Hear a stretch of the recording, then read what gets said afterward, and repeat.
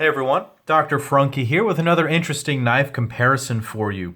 A few people, well more than a few people, have asked me to compare the Grimsmo knives Norseman to the North Arm knife Skaha.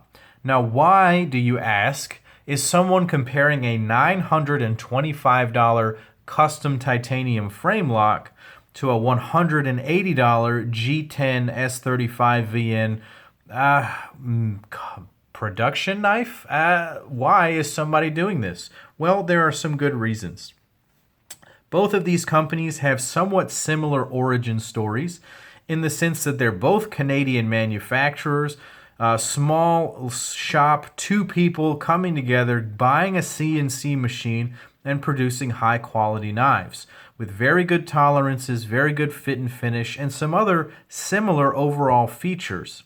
So we're going to discuss these two knives. Again, with my knife comparisons, there's not always going to be a clear winner. This is really comparing apples and oranges here, literally orange.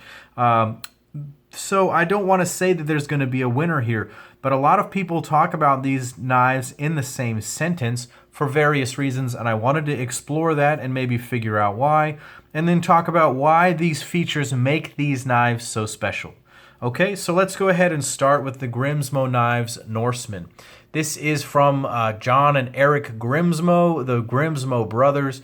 They've been making this knife now for a few years, and they are really well known for a couple of things. The Norseman here is a funky looking knife with a weird blade and a big handle. They're really well known for their CNC tolerances.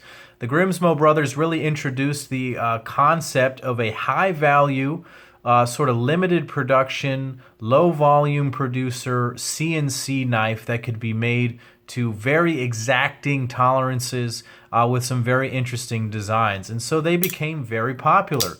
And they're really well known for the action of the Norseman. The action of the Norseman is legendary. Everyone talks about the detent and its deployment, as well as how quickly and easily it falls shut.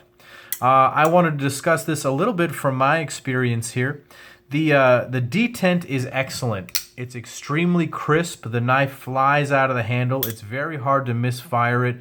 As soon as you overcome the detent, that thing flies out. But as it opens, it's a very smooth action. And that is because the detent ball has been shaved down. I'm going to see if I can get there in between the scales. Maybe you can see it. But the detent ball has been shaved down a little bit so that it's flat. And when it comes into contact with the blade, on both opening and closing, it allows for a very smooth interaction with the blade. People talk about how the main point of resistance when the knife is opening and closing is going to be the detent ball.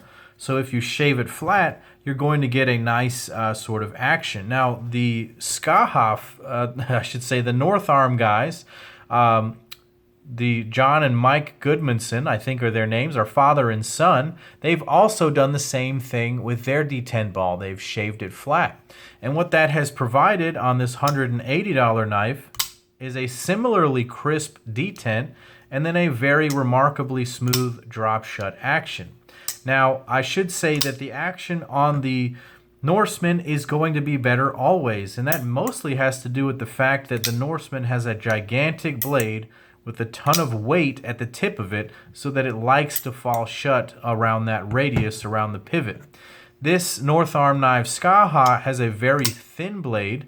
It has very, very light tip, and so it's never going to fall shut in the same way. But you can feel a distinct lack of resistance as this knife closes and as it deploys from the handle. What you also get, like I mentioned, is that incredibly crisp detent. So that's very nice to see. Something else that's very obvious to see is going to be the appearance of these blades. On both of these blades, what you can see is that there are some lines present on the primary bevel, like on this Norseman. And then all the way down the flat grind, or quote-unquote flat grind that you see on this Skaha, are all of these lines. So that's because these guys have taken little the slabs of steel, put it on a CNC machine, and had the CNC machine cut out the basic pattern of the blade.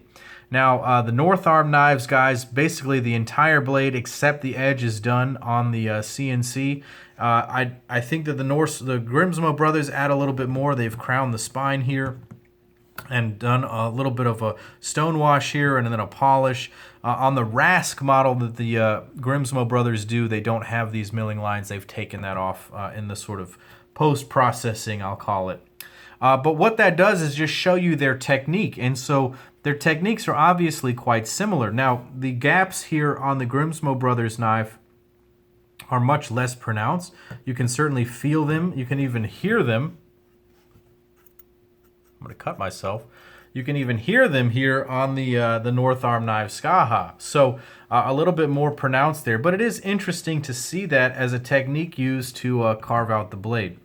Now, similarly, CNC is used on the handles here. Now, comparing a titanium frame lock to a G10 liner lock or subframe lock, what have you, is not really the same thing. And so I'm not going to get into too much detail, but I will say that the North Arm Skaha here has some really nice milling in all three dimensions.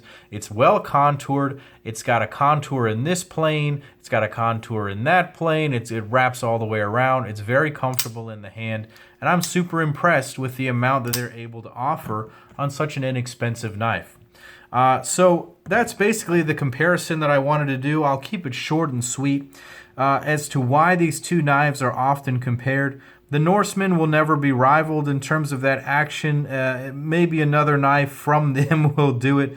This is not the same knife. This is not a Grimsmo Norseman for $180, but it does have certain features that make it a very nice knife at $180. That flattened detent ball and this sort of appearance here of the blade. Now, I'm not a particular fan of this, to be honest. From a functional standpoint, it's going to provide friction and it's going to provide some surfaces for some material to grab onto and make your knife a little bit dirtier in real life practice. But it is an aesthetic thing, so if you're into that, then more power to you. You can get that on this knife for $180. So tell me what you guys think of these two knives. Was there anything else you wanted to know about comparing these two? Leave that down in the comments below.